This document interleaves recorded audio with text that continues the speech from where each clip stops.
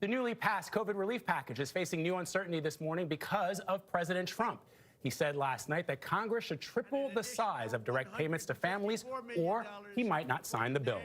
His list of demands surprised both parties. The president was largely absent during months of negotiations. The president also announced a series of controversial pardons, sparking accusations that he is abusing his power. Chip Reid is at the White House covering all of these developments. Chip, good morning.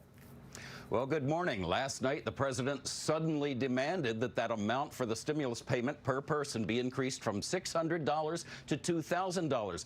That's been the Democrats' position all along, so they seized on the opportunity by scheduling a vote for tomorrow, raising that amount to $2,000.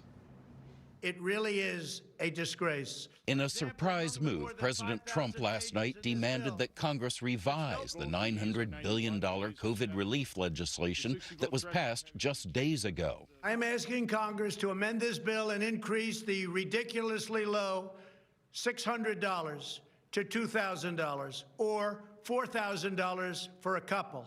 It was Republicans, not Democrats, who were mostly opposed to higher stimulus payments.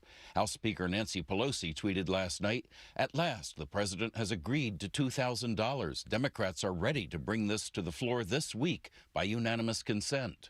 The president also railed against what he said were unrelated provisions in the legislation. $505 million to Belize, Costa Rica, El Salvador, Guatemala, Honduras, Nicaragua, and Panama. Most of those provisions were in a separate government funding bill passed jointly with the COVID relief legislation. The president's announcement was met with concerns from both sides of the aisle.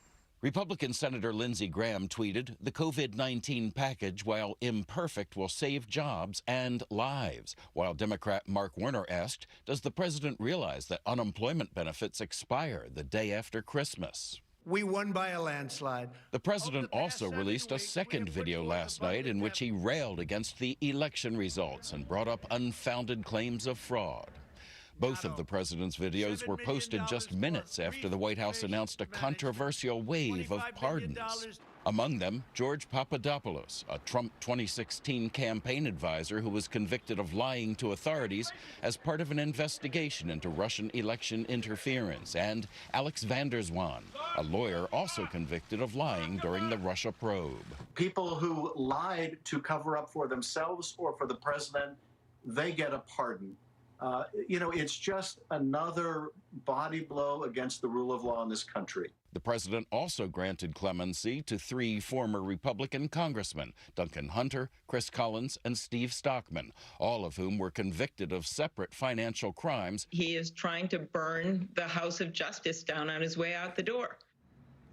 The president also pardoned 4 former security guards with the infamous security firm Blackwater. They were convicted in connection with the deaths of Iraqi civilians in 2007. Now, all these pardons are already fueling more criticism that the president is abusing his power. By one count, 88% of the people the president has given a pardon to have a personal or political connection to him.